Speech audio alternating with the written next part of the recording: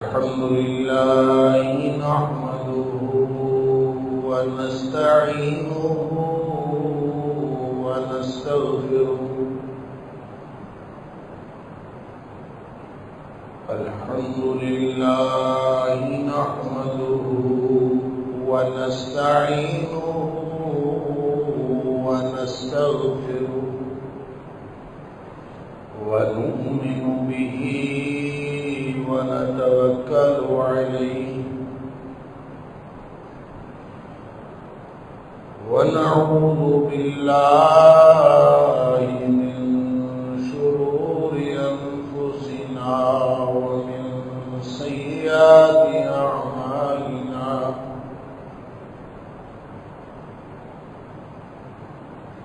من يهده الله فلا مضل له ومن يضلل فلا هادي له.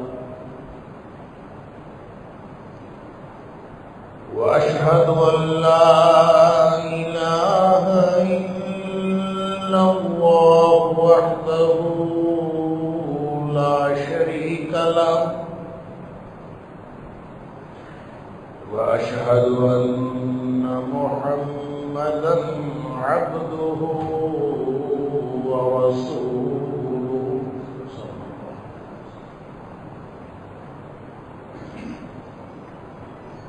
أرسله بالحق بشيرا ونذيرا بين يدي الساعة. فمن يطع الله ورسوله فقد رشد واهتدى. ومن يعص الله ورسوله فقد ضل وغوى. فإنه لا يضر إلا نفسه ولا يضر الله شيئا. نسأل الله ربنا أن يجعلنا ممن يطيعه ويطيع رسوله ويتبع رضوانه ويجتنب سخطه، فإنما نحن به وله. أما بعد فإن خير الحديث كتاب الله وخير الهدي هدي محمد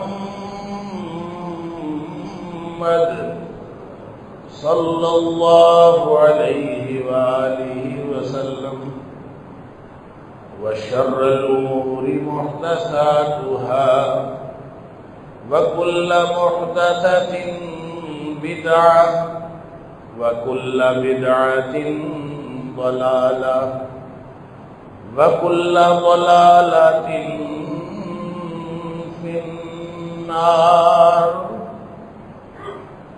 فأعوذ بالله السميع العليم من الشيطان الرجيم من همزه ونفخه ونفثه.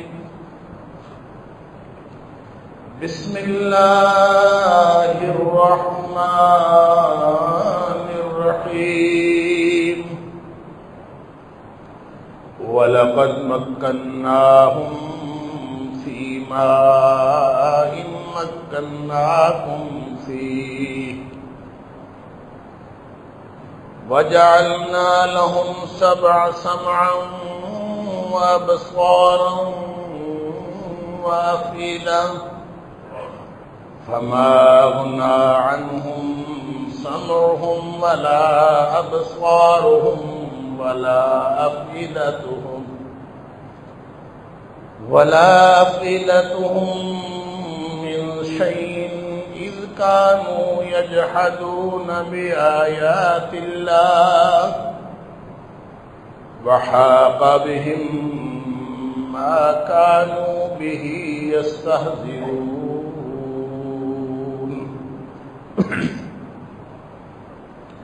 اور یقیناً ہم نے ان کو قدرت دی تھی، ایسی قدرت جو ہم نے تمہیں نہیں دی، اور ان کو سماعتیں، بصارتیں اور سمجھنے والے دل عطا فرمائے تھے، لیکن ان کے ان سماعتوں، بصارتوں، بصیرتوں نے ان کو کوئی فائدہ نہ دیا جب انہوں نے اللہ کی آیتوں کا انکار کر دیا، اور پھر جس بات کا وہ استہزاء کرتے تھے اسی عذاب نے ان لوگوں کو گھیر لیا۔ صدق اللہ العظیم۔ اللہ کی بنائی ہوئی اس کائنات کے اندر دو طرح کی قوتیں، دو طرح کی طاقتیں ہمیشہ برسر پیکار رہتی ہیں۔ ایک قوت، ایک طاقت، ایک طبقہ اللہ والوں کا ہوتا ہے جس کی سربراہی اور قیادت انبیاء کے ہاتھ میں ہوتی ہے، اور اس کے مقابلے میں معاندین نبوت ہوتے ہیں، دشمنان نبوت ہوتے ہیں، دشمنان دین اسلام ہوتے ہیں، اور یہ ہمیشہ سے یہ کام چلتا آ رہا ہے۔ کبھی ایسا نہیں ہوا کہ کوئی نبی آیا ہو اور اس کے دشمن پیدا نہ ہوئے ہوں۔ ہر قوم کے اندر ان کے دشمن پیدا ہوئے، انہوں نے اپنی دشمنیاں کی، اور یہ پوری تاریخ کا ایک حصہ ہے۔ پھر جب وہ دشمنی کرتے ہیں تو دشمن کی دشمنی کوئی حدود نہیں رکھتی، اس کی کوئی حد نہیں ہوتی۔ دشمن جب دشمنی کرتا ہے تو وہ ساری حدود پار کر جاتا، اس کے اندر کوئی اخلاق نہیں ہوتا۔ یہ خوبصورتی صرف اسلام کی ہے کہ یہ اپنے دشمنوں کے بارے میں بھی چند حدود متعین کرتا ہے کہ اگر تم دشمنوں کے اوپر غالب بھی آ جاؤ تب بھی تم نے فلاں فلاں کام نہیں کرنے، تم نے ان کی لاشوں کا مسئلہ نہیں کرنا، تم نے خام خواہ اپنا غلبہ جتانے کے لیے لوگوں کی جانیں نہیں لینی، عورتوں بچوں کو نقصان نہیں پہنچانا، پھلدار درختوں کو نقصان نہیں پہنچانا، کسی بھی ایسی چیز کو نقصان نہیں پہنچانا جس سے کسی کی دل آزاری ہوتی ہو۔ یہ اللہ تعالیٰ نے ایسا شاندار خوبصورت دین دیا ہے جو صرف مسلمانوں کے حقوق کا تحفظ نہیں کرتا، تمام انسانوں کے حقوق کا تحفظ بھی کرتا۔ لیکن اس کے مقابلے میں جب کبھی دوسری قوت غلبہ حاصل کرتی ہے تو وہ بعض اوقات صرف اپنی اس قوت اور غلبے کے اظہار کے لیے وہ پورے شہر کی فصیلوں کو انسانوں کے سروں سے بھر دیتے ہیں۔ وہ لوگوں کو صرف اس لیے قتل عام کرتے ہیں کہ ہمارا غلبہ اور ہماری طاقت، ہماری دہشت لوگوں کے اوپر بیٹھ جائے۔ کوئی حد ایسی باقی نہیں چھوڑتے جو انسان دشمنی، صرف اسلام دشمنی کی نہیں بلکہ انسان دشمنی کی بھی کوئی حد ایسی نہیں ہے جو وہ اپنے جب کبھی ان کے ہاتھ میں طاقت آ جائے تو وہ چھوڑتے ہیں۔ اللہ!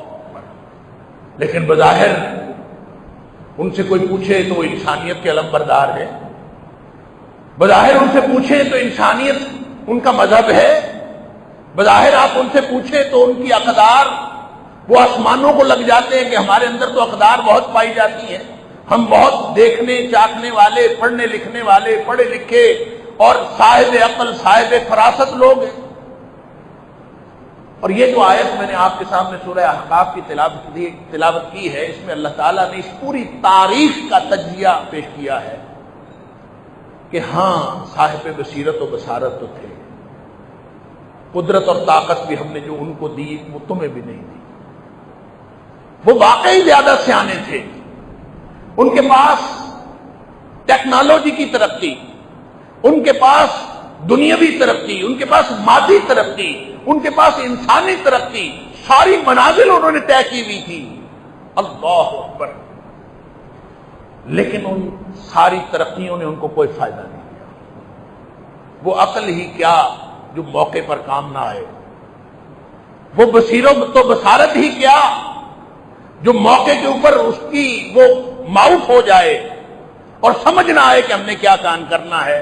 اللہ فرماتا ہے کہ اگر صاحب بصیرت نظر آتا ہو، صاحب بصارت نظر آتا ہو، دنیا میں بہت ترقی کر کے بیٹھا ہو، اور ترقی بھی ایسی کہ جس طرح کی ترقی اور قدرت تم لوگوں نے حاصل نہیں کی ایسی کر کے بیٹھا ہو، لیکن پھر بھی وہ اللہ کی آیتوں کا انکار کرتا ہے، تو اس کا مطلب یہ ہے کہ نہ اس کے اندر عقل ہے، نہ اس کے اندر سماعت ہے، نہ اس کے اندر بصارت ہے، اس کی کسی چیز نے اس کو کوئی فائدہ نہیں دیا۔ اس کی حالت تو یہ ہے جیسے ڈنگر ہوتے ہیں، بلکہ ڈنگروں سے بھی زیادہ گیا گزرا۔ لہم اعین لا یبصرون بہا، آنکھیں ہیں اس سے دیکھتے نہیں۔ لہم قلوب لا یفقہون بہا، ان کے پاس دل بھی ہیں لیکن سمجھتے نہیں۔ وَلَهُمْ آذَانٌ لَا يَسْمَعُونَ بِهَا، یہ جو آرگن ہے، یہ جو اعضاء اللہ نے دیے ہیں، یہ اعضاء سے کام نہیں چلتا، ان سے کام لینے سے کام چلتا۔ اذ یجحدون بآیات اللہ، جب انہوں نے اللہ کی آیتوں کا انکار کر دیا، ان کو اگر یہ سمجھ ہی نہیں آئی کہ کس چیز کی حیثیت ہے، کس چیز کی اہمیت ہے، اللہ نے جو انسانی فطرت کے اندر توحید کا شعور رکھا تھا، اس شعور کی بھی ان کو سمجھ نہیں آئی، تو پھر وہ خاص پڑھے لکھے لوگ، ان کے اندر تو گویا بنیادی انسانیت بھی نہیں ہے۔ اللہ تعالیٰ فرماتا ہے اولئک کالانعام بل ہم اضل،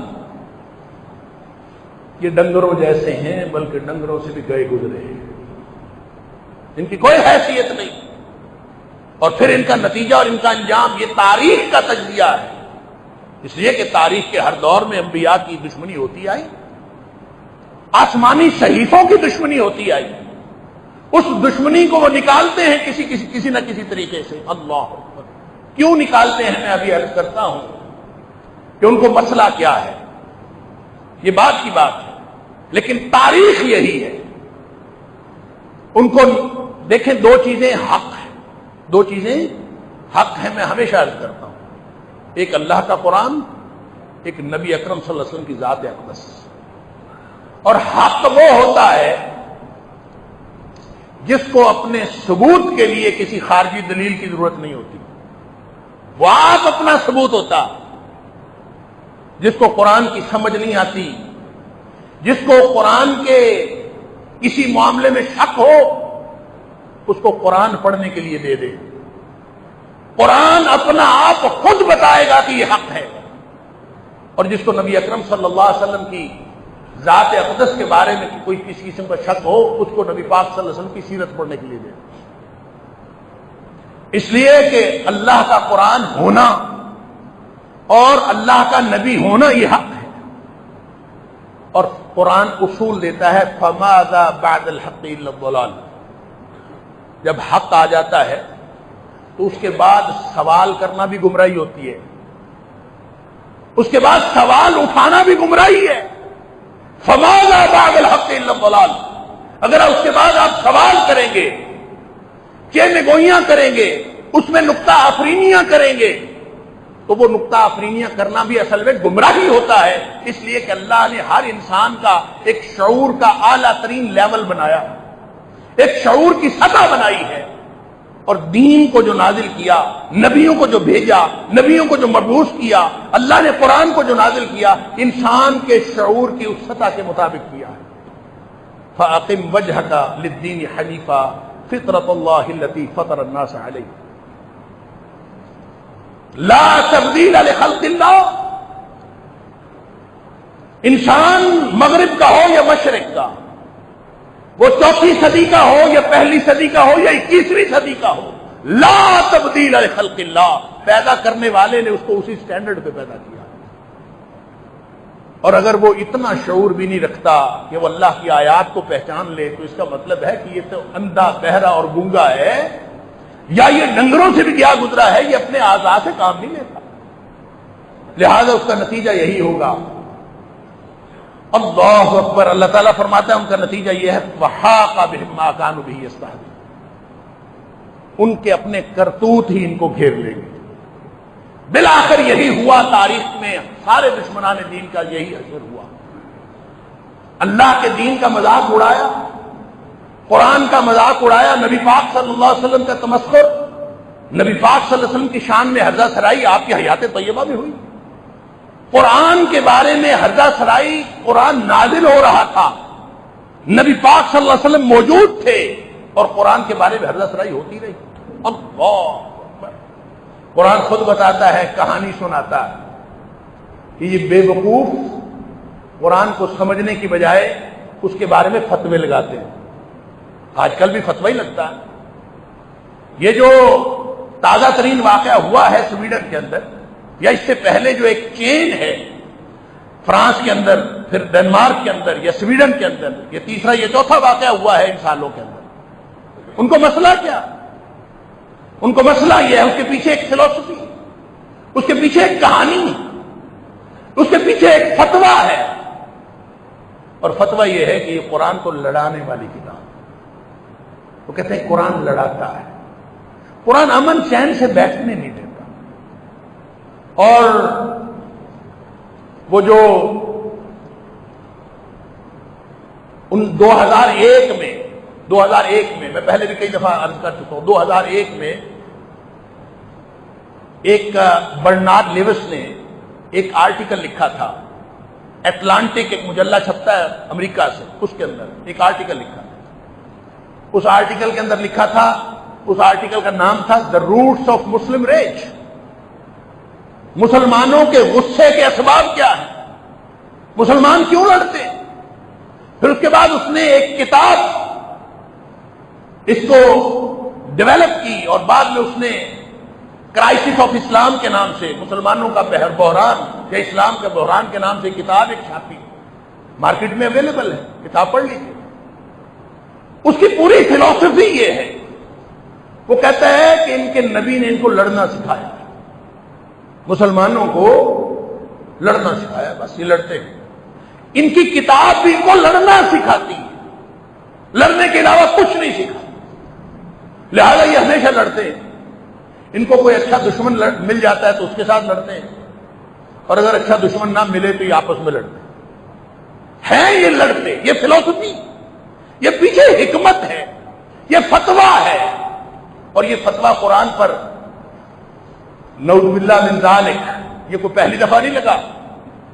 قرآن خود بتاتا ہے کہ انہوں نے ہر دور میں مختلف فتوے لگائے. بل قالوا اضغاث احلام, سورۃ الانبیاء کے اندر اللہ تعالیٰ فرماتا ہے انہوں نے قرآن کو کہا یہ تو پریشان خیالی ہے, پریشان خیالات ہیں, منتشر خیالات ہیں جن کو اکٹھا کیا ہوا ہے. اللہ اکبر. پھر اس پر بات سمجھ نہیں آئی, دلائل نہیں ملے. حق کے بارے میں اس طرح کی ہرزہ سرائی کرنا کوئی آسان بات ہے؟ فتویٰ لگا کے, فتویٰ تو پھر دلیل مانگتا ہے, دعویٰ پھر دلیل مانگتا ہے, اور حق کے بارے میں آپ سوال اٹھائیں, فماذا بعد الحق الا الضلال. حق کے بارے میں آپ سوال اٹھائیں گے تو وہ سوائے گمراہی کے اور کچھ نہیں ہوگا. لہذا بل قالوا اضغاث احلام, پہلا فتویٰ تو ان کا یہ تھا کہ یہ قرآن یہ ہے, بس یہ پریشان خیالی ہے, کچھ بھی نہیں ہے. کبھی کہتے تھے اساطیر الاولین, یہ پرانے لوگوں کی کہانیاں. کبھی کہا کہ یہ قرآن ایسا ہے, پھر کہا بل قالوا بل افترا. دوسرا فتویٰ ان کا یہ ہے کہ یہ تو نبی کریم صلی اللہ علیہ وسلم نے خود گھڑ لیا, خود بنا لیا. اللہ, خود گھڑا. پھر کہا بل ہوا شاعر. اب دیکھیں ایک ہی آیت میں اللہ کریم نے ان کے 3 فتوے ذکر کیے. کبھی کہتے ہیں کہ یہ پریشان خیالی ہے, منتشر خیالات ہیں جن کو اکٹھا کیا گیا. پھر کہا بل افترا, نہیں یہ تو نبی پاک صلی اللہ علیہ وسلم کا خود ساختہ قرآن ہے, نعوذ باللہ من ذالک. بل ہوا شاعر. پھر کہا نہیں یہ تو اتنا ردیف اور قافیے ملے ہوئے اور اتنا اٹریکٹیو کلام, اتنا پرکشش کلام, یہ تو شاعروں کا ہوتا ہے. پھر ان کو شاعر کہہ دیا. تو ہر دور کے جو دشمنان دین ہیں, دشمنان اسلام ہیں, ان کو سمجھ نہیں آتی کہ ہم کیا کریں. اللہ فرماتا ہے کہ ان کے آنکھوں نے, ان کی کانوں نے, ان کی بصارتوں نے, ان کے دل اور جو فہم والے, شعور والے, جو ان کے جو شخصیتیں ہیں, انہوں نے کوئی فائدہ نہیں دیا, ان کو کچھ نہیں سمجھا. اور اگر آج کے دور میں یہ کہہ دیا کہ قرآن لڑواتا ہے تو یہ کوئی بڑی بات نہیں, یہ وہی فتویٰ, چلے بھی فتویٰ ہے لڑوا دیا، پھر کیا حرج ہے؟ لڑواتا ہے، تمہاری کتاب نہیں لڑواتی۔ تم جب مقابلہ کرتے ہو، کرائسس آف اسلام لکھ کے برنارڈ ڈیوس اگر لکھتا ہے وہ اپنے آپ کو مڈل ایسٹ کی تاریخ کا ماہر قرار دیتا ہے۔ اگر مسلمانوں کی تاریخ میں کچھ غلط ہوا ہے وہ تاریخی طور پر ثابت کرتا ہے کہ یہ غلط ہوا۔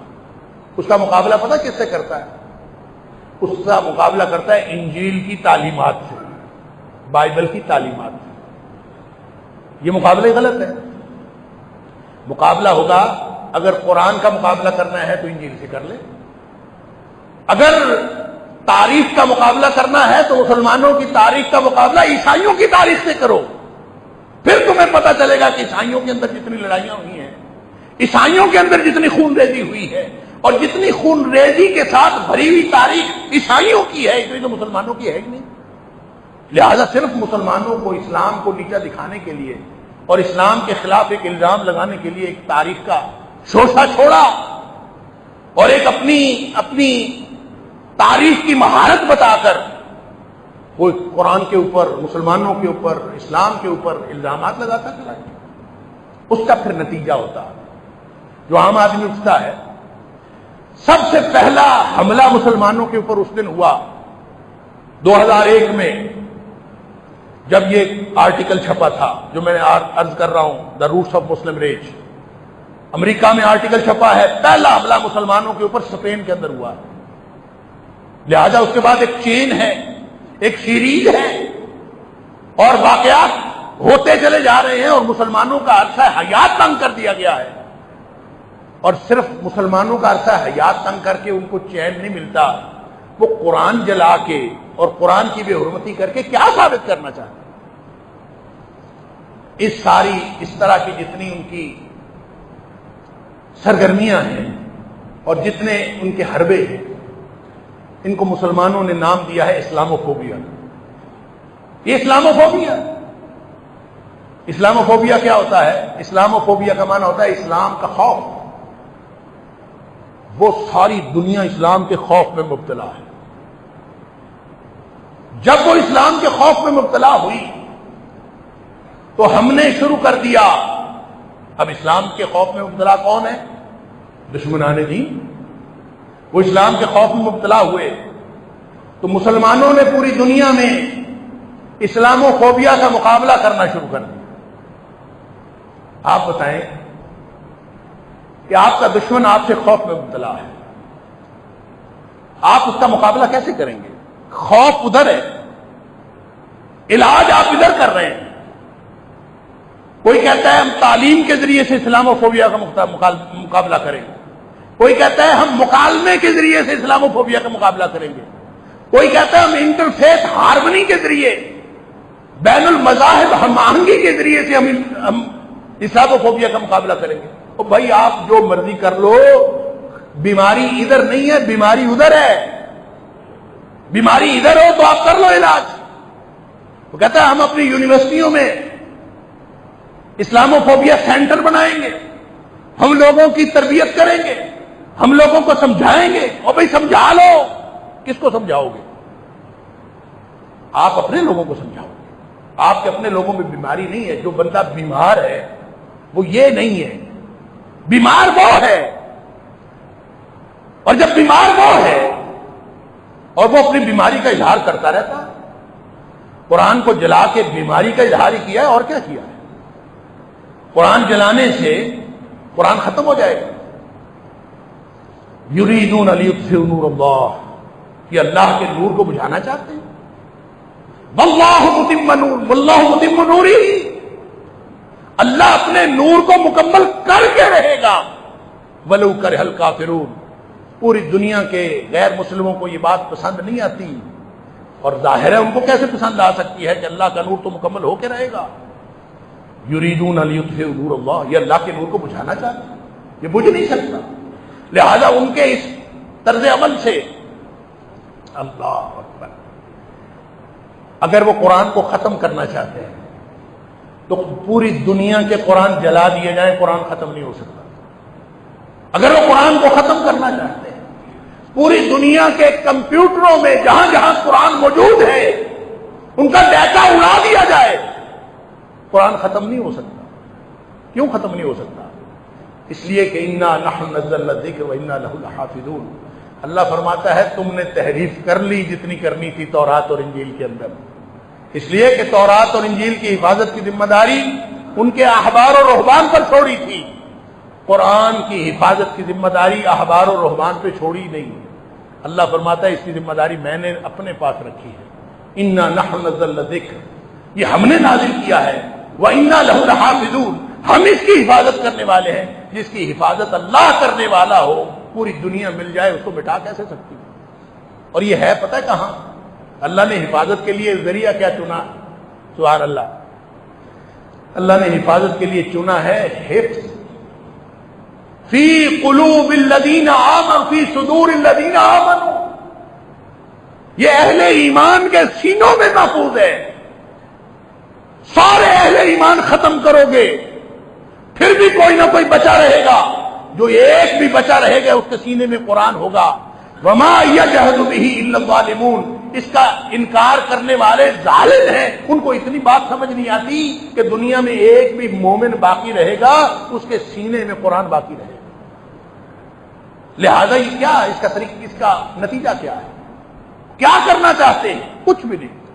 ان کو بھی پتا ہے قرآن ختم ہونے والا نہیں، ان کو بھی پتا ہے قرآن جلانے سے ان کو کوئی نقصان نہیں ہونے والا۔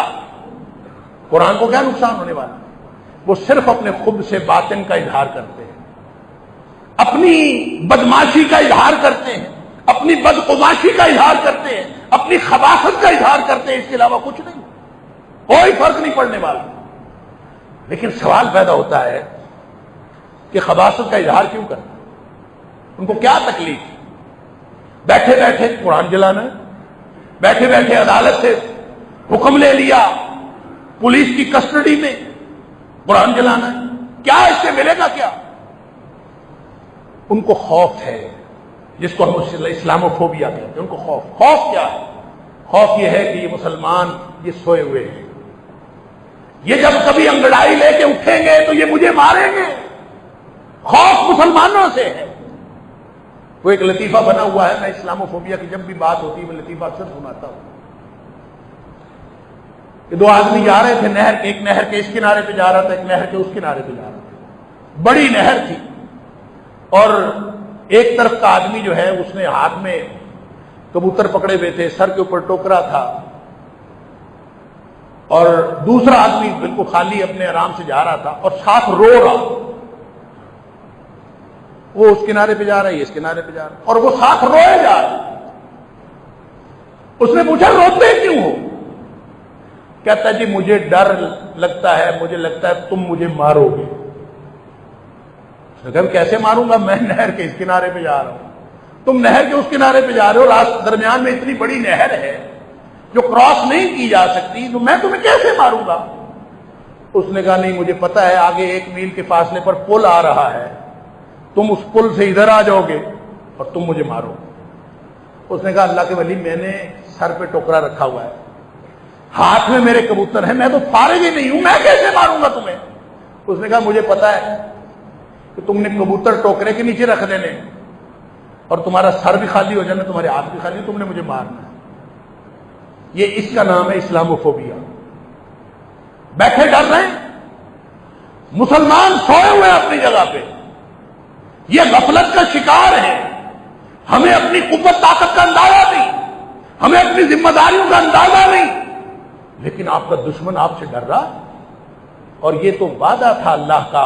اللہ قرآن میں فرماتا ہے سنلقی فی قلوب الذین کفروا الرعب، ہم کافروں کے دلوں میں تمہاری دہشت ڈال دیں گے۔ یہ اللہ کا وعدہ پورا ہوا ہے۔ لوگ مسلمانوں سے ڈر رہے، اس کا نام اسلاموفوبیا ہے۔ ختم ہونا چاہیے، کیسے ختم ہوگا؟ ان کو خوف یہ ہے کہ یہ اسلام غالب آ رہا ہے، خوف یہ ہے سوئے ہونے کے باوجود، غفلتوں کے باوجود یہ غالب آ رہا ہے۔ ایک کتاب لکھی تھی فلپ شاف نے، میں نے پہلے بھی عرض کیا تھا،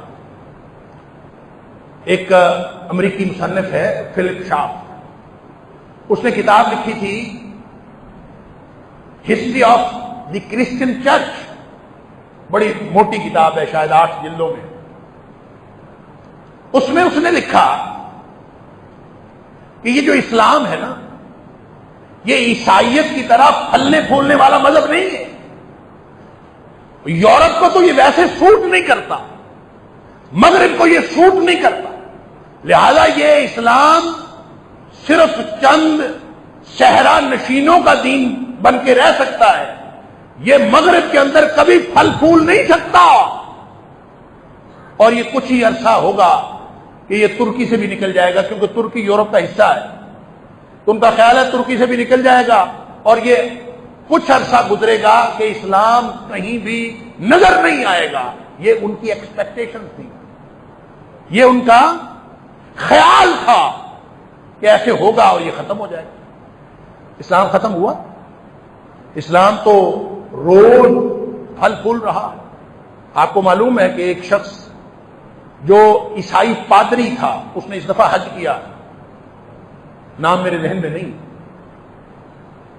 سیافاں پادری، 1 لاکھ اس کے فالوورز ہیں، 1 لاکھ، اور وہ کہتا ہے کہ مجھے خواب میں سفید لباس دکھایا گیا، مسلمانوں والا لباس، اور میں سفید لباس پہن کے اپنے آپ کو مسلمانوں کے درمیان دیکھتا ہوں۔ ایک دفعہ خواب آئی، کہتا میں اگنور کر دیا، دوسری دفعہ پھر خواب آئی، پھر میں نے اپنے آپ کو اسی لباس میں دیکھا، تیسری دفعہ پھر خواب آئی، مجھے سمجھ آ گئی کہ میرا اللہ مجھے مسلمان کرنا چاہتا ہے، لہذا مسلمان ہوا۔ اس سال حج پہ آیا ہوا تھا، اور اس کے جو فالوورز ہیں 1 لاکھ، اس میں سے بھی بیشتر سارے مسلمان ہیں۔ یہ ہے تکلیف ان کو، جس کے بارے میں، جس دین کے بارے میں ان کا خیال تھا یہ ختم ہو جائے گا، وہ تو پھل پھول رہا ہے، اس کے اندر تو اللہ تعالیٰ اور ترقی دے رہا ہے۔ اور پھر ان کو یہ بھی پتا ہے کہ جس میں یہ جو ہمارے ہاں فیملی پلاننگ کی جو تحریک چلتی ہے، خاندانی منصوبہ بندی، بچے تھوڑے رکھیں، ان کو یہ تکلیف ہے، ان کی باقاعدہ سٹڈیز ہیں، کتابیں لکھی گئی۔ پیٹرک جے بوکینن ایک امریکی صدر کا مشیر رہا ہے، اس کی کتاب ہے the death of the West. وہ کہتا ہے 2050 تک مغرب مر جائے گا، مغرب کے اندر کوئی باقی نہیں بچے گا، اس لیے کہ یہ جو پاپولیشن ایکسپلوژن ہے، یہ جو آبادی کا بم ہے، مسلمانوں کا یہ بڑھ کے آہستہ آہستہ یہ سارے ہر جگہ پہ کثرت میں ہو جائیں گے، اکثریت میں ہو جائیں گے، اور باقی لوکل آبادی ختم ہو جائے گی۔ اور آپ کو معلوم ہے کہ اس وقت اسکاٹ لینڈ کا جو پرائم منسٹر ہے، فرسٹ منسٹر، ان کا وزیر اعظم، وہ پاکستانی نژاد مسلمان ہے، اور آہستہ آہستہ اگر یہ ختم ہوتے جائیں گے، ان کی مقامی آبادیاں، آپ جاپان کو لے لیں، آپ آسٹریلیا کو لے لیں، نیوزی لینڈ کو لے لیں، مغرب کے اندر سارے شامل ہیں، مقامی آبادی، فیملی سسٹم ختم ہو گیا۔ اسی طرح ایک اور ان کا ایک امریکی رائٹر ہے، بین جے واٹنبرگ اس کا نام، یہ کتابیں بے شک بچے جو پڑھنے والے ہیں یہ پڑھی ہوئی ہیں، PDF میں پڑھی ہوئی ہیں، نیٹ کے اوپر۔ اللہ اکبر، اس نے کتاب لکھی ہے دا برتھ ڈرتھ، شرع پیدائش کا فقدان۔ وہ کہتا ہے جو امریکہ میں شرع پیدائش کا فقدان ہے، یہ آہستہ آہستہ ایشیائی اقوام کو ہمارے اوپر غالب کر دے گا، ہمارے اوپر ڈومینیٹ کر دے گا۔ تو یہ جو آہستہ آہستہ ڈومینیشن ہو رہی ہے، ان کو خوف تو اس بات کا ہے، فوبیا تو یہ ہے، خوف تو اس بات کا ہے، لہذا اس خوف کا اظہار وہ کرتے رہتے ہیں، اور سوائے اس اسلام و فوبیا کی اس کی کوئی اور وجہ نہیں، تو ڈر رہے ہیں، خوف میں مبتلا ہے کہ مسلمان اگرچہ غفلت میں، مسلمان اگرچہ سوئے ہوئے ہیں، مسلمان اگرچہ ساری مسلمان حکومتیں منافقانہ کردار ادا کر رہی ہیں، لیکن اس کے باوجود اسلام اپنی آن بان شان سے پھیلتا جا رہا ہے، اور دنیا میں سب سے زیادہ پھیلنے والا مذہب بن چکا ہے، اس لیے ان کو تکلیف۔ اور یہ تکلیف اس کا اظہار کبھی نبی کریم صلی اللہ علیہ وسلم کے خاکے بنا کے، نبی کریم صلی اللہ علیہ وسلم کی شان میں گستاخی کر کے، کبھی وہ قرآن کو جلا کے وہ اپنا اس کا اظہار کرتے رہتے ہیں. بیماری ہے نا, تو بیماری کا علاج کیا ہے؟ آپ ذرا سوچیں. قرآن کہتا ہے لا یاتیہ الباطل من بین یدیہ ولا من خلفہ. قرآن کو کوئی چیز نقصان نہیں پہنچا سکتا, باطل نقصان نہیں پہنچا سکتا, نہ سامنے سے نہ پیچھے سے. کیوں نقصان نہیں پہنچا سکتا؟ اللہ اکبر, اس لیے نقصان نہیں پہنچا سکتا کہ یہ تنزیل من حکیم حمید, یہ حکمت والے تعریفوں والے رب کا نازل کردہ قرآن ہے. یہ کوئی انسانی تخلیق تھوڑی ہے, لہذا اس کو کوئی نقصان نہیں پہنچا سکتا. نقصان نہ پہنچانے کا مطلب یہ ہے حملہ تو کریں گے, نقصان نہیں کر سکتے. اب اگر ایک قرآن کو جلا دیا تو کاغذ جلایا, قرآن نہیں جلا. قرآن محفوظ ہے, اور میں نے عرض کیا ساری دنیا کے جو مصحف ہیں سارے مصاحف جلا دیے جائیں, قرآن پھر بھی محفوظ ہے, اس لیے کہ اللہ نے اس کی حفاظت کا ذریعہ ہی اور بنایا ہوا. علاج کیا ہے؟ جہاں بیماری ہے وہاں علاج ہونا چاہیے. جہاں بیماری ہے وہاں علاج ہونا چاہیے. ہاں, اگر ہمارے اندر بیماری ہے تو ہمارے اندر علاج ہونا چاہیے. مسلمان غفلت میں ہیں, سوئے ہوئے ہیں, ان کو جاگنا چاہیے. مسلمانوں کو اپنی غفلت چھوڑنی چاہیے. مسلمانوں کو قرآن کے اوپر عمل کرنا چاہیے. مسلمانوں کو قرآن کے اوپر عمل کر کے دنیا اور آخرت کی وہ ترقیاں اور عروج حاصل کرنا چاہیے جو اللہ نے وعدہ کیا ہے. نبی پاک صلی اللہ علیہ وسلم فرماتے ہیں ان اللہ یرفع بہذا الکتاب اقواما ویضع بہ آخرین. اس قرآن کے ذریعے قوموں کو عروج ملتا ہے, اس قرآن کے ذریعے قومیں جو ہیں وہ زوال کا شکار ہو جاتی ہیں. ہمیں اگر عروج لینا ہے تو قرآن کے ساتھ عملاً جڑنا ہو, لیکن بیماری ادھر نہیں. یہ اسلامو فوبیا کی بیماری ادھر ہے. تو جدھر بیماری ہے وہ بیچارے کبھی قرآن جلا کر, کبھی نبی اکرم صلی اللہ علیہ وسلم کی شان میں گستاخی کر کے, کبھی وہ ادھر پینترا بدل کے کبھی ادھر پینترا بدل کے اپنے خود سے باطن کا اظہار کرتے ہیں. وہ کیا کرتے ہیں؟ پوری دنیا کو ان کی بیماری کی فکر کرنی چاہیے. اور ان کی بیماری کا علاج کہاں ہے؟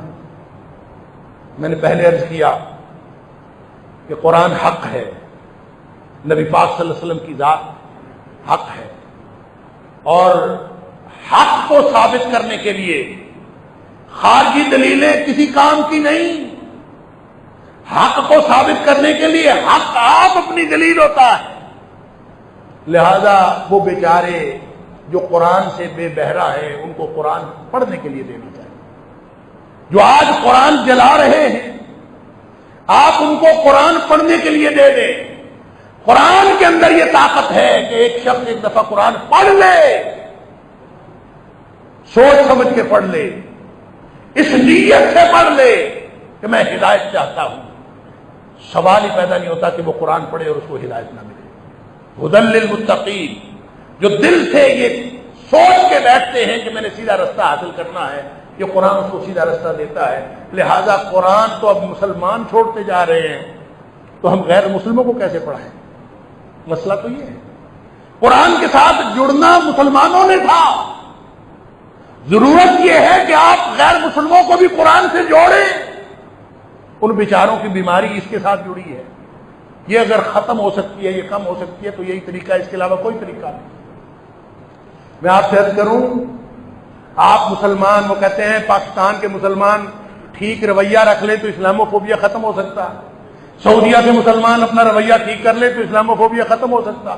ترکی اور ایران کے مسلمان اپنے رویہ ٹھیک کر لیں تو اسلامو فوبیا ختم ہو سکتا ہے.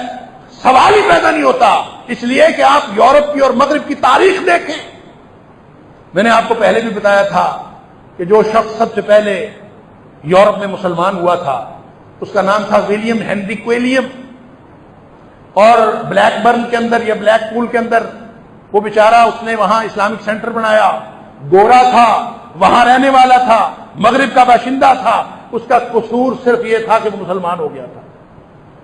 اس کے رہن سہن وہی تھا جو ان کا تھا, اس کے چال چلن وہی تھے جو ان کے تھے. سارا کچھ وہی تھا، معاشرت وہی تھی، لیکن کیونکہ وہ مسلمان ہو گیا تھا لہذا مغرب نے، یورپ نے، اسی انگلینڈ نے، اسی یو کے نے، اسی مغرب نے جو اپنے آپ کو انسانیت کا لمبردار کہتا ہے، انہوں نے اس کو قبول نہیں کیا۔ اس نے مسلمان ہو کے اپنا نام عبداللہ کوئلیم رکھا۔ آپ پڑھ لیجئے نیٹ کے اوپر اس کے حالات زندگی۔ اس کا عرصہ حیات تنگ کیا گیا، بالآخر اس بیچارے کو ہجرت کر کے ترکی میں جا کے پناہ لینی پڑی، اور یہ آج سے 1 صدی 1.5 صدی پرانی بات ہے۔ لہذا پوری تاریخ اسلاموفوبیا پر مشتمل ہے۔ نبی کریم صلی اللہ علیہ وسلم کے دور سے لے کر نبی پاک صلی اللہ علیہ وسلم سے اللہ نے وعدہ کیا کہ اے حبیب صلی اللہ علیہ وسلم، جو دنیا والوں کو، جو پچھلے انبیاء کو میں نے فضیلتیں فوقیتیں دی ہیں، ان میں سے چند ایسے امتیازات ہیں جو صرف میں نے آپ کو عطا کیے ہیں۔ اس میں سے ایک امتیاز پتہ کیا تھا؟ نصرت بالرعب مسیرۃ شہر۔